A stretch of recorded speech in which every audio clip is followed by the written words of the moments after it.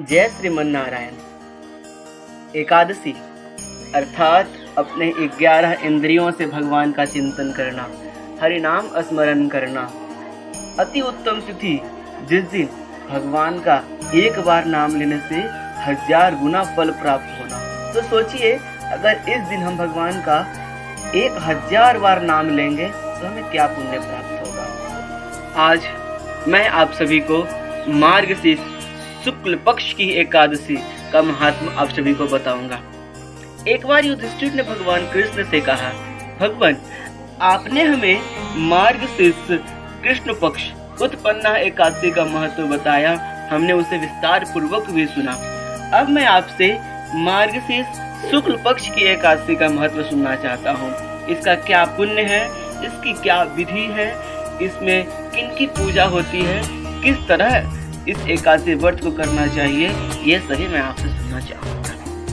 भगवान कृष्ण बोले, मार्गशीर्ष शुक्ल पक्ष को आने वाली एकादशी को मोक्षदा एकादशी के नाम से जाना जाता है और यह एकादशी मोक्ष व सर्व मनोकामनाओं को पूर्ण करने वाला एकादशी है। इस एकादशी को करने से हमारे पूर्वजों के ऊपर आए दुख का निवारण होता है और हमें सद्गति प्राप्त होता है।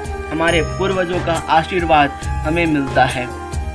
भगवान बोले कि मैं इसकी महत्ता आपको बताता हूँ।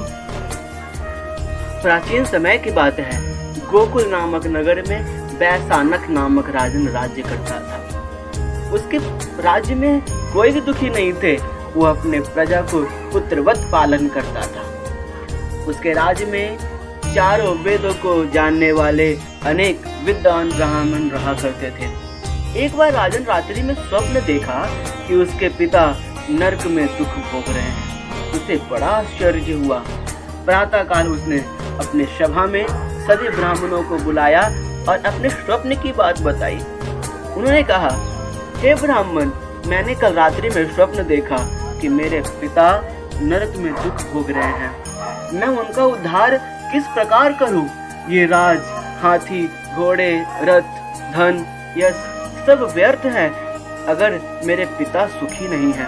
हे ब्राह्मण देवता, अगर कोई उपाय है तो मुझे बताइए, मैं किस प्रकार उनका उद्धार कर सकता हूँ। राजा बोले, वह पुत्र बड़भागी है जो अपने माता पिता का उद्धार करता है और उस पुत्र का जीवन व्यर्थ है जो अपने माता पिता का उद्धार नहीं कर सकता।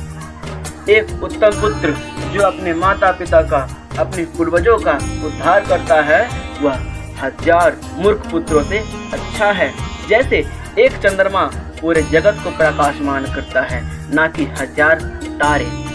तब ब्राह्मण बोले कि अगर आप अपनी समस्या का समाधान चाहते हैं तो पास ही भूत, वर्तमान और भविष्य को जानने वाले पर्वत मुनि रहते हैं। राजन पर्वत मुनि के पास जाता है। उनके आश्रम के निकट कई मुनि अपने चिंता, शोक, दुख को भूलकर समाधि में बैठे हुए हैं, नित्य प्रति भगवान का ध्यान कर रहे हैं।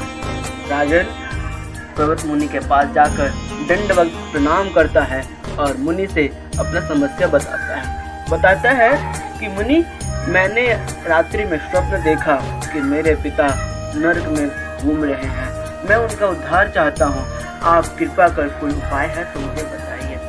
तब पर्वत मुनि बोले कि अगर आप सच में उनका उद्धार करना चाहते हैं तो आप मार्गशीर्ष शुक्ल पक्ष की मोक्षदा एकादशी का व्रत करें और इसका संकल्प कर इसका पुण्य अपने पिता को समर्पित करते हैं। राजन घर आते हैं और अपने महल में आकर अपने कुटुंब सहित इस मोक्षदा एकादशी का व्रत करते हैं और इस व्रत को, पुण्य को अपने पिता को समर्पित कर देते हैं, जिसके फलस्वरूप राजन के पिताजी को स्वर्ग प्राप्ति होती है और जाते जाते आशीर्वाद देते हैं कि तुम्हारा कल्याण हो, तुम्हारा धन्य ध्यान वृद्धि हो, तुम्हें यश की प्राप्ति हो। भगवान कृष्ण बोले, जो मनुष्य इस मार्गशीर्ष मास के शुक्ल पक्ष की मोक्षदा एकादशी का व्रत करेंगे, उनके संपूर्ण पाप नष्ट हो जाते हैं और अंत में वह मोक्ष को प्राप्त करते हैं, हरि पद को प्राप्त करते हैं। मोक्ष देने वाला इससे बढ़कर कोई दूसरा व्रत नहीं है। तो सभी मनुष्य इस मोक्षदा एकादशी का व्रत अवश्य करें। इस दिन को गीता जयंती के नाम से भी जाना जाता है और अंत में इसे धनुर्मास की एकादशी कहा जाता है, जिससे इसकी महत्ता दुगनी हो जाती है। इस दिन सभी मनुष्य गीता का पाठ अवश्य करें और इसी दिन से गीता का पाठ प्रारंभ करना चाहिए। जय श्रीमन नारायण।